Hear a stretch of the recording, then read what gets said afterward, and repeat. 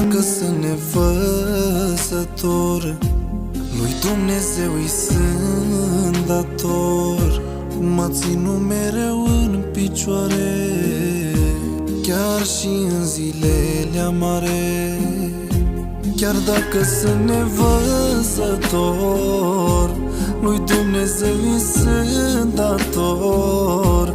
M-a ținut mereu în picioare, chiar și în zilele amare.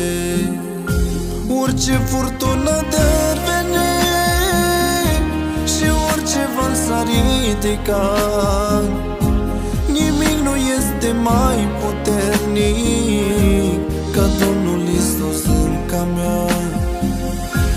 Orice furtună de-ar veni și orice val s-ar ridica,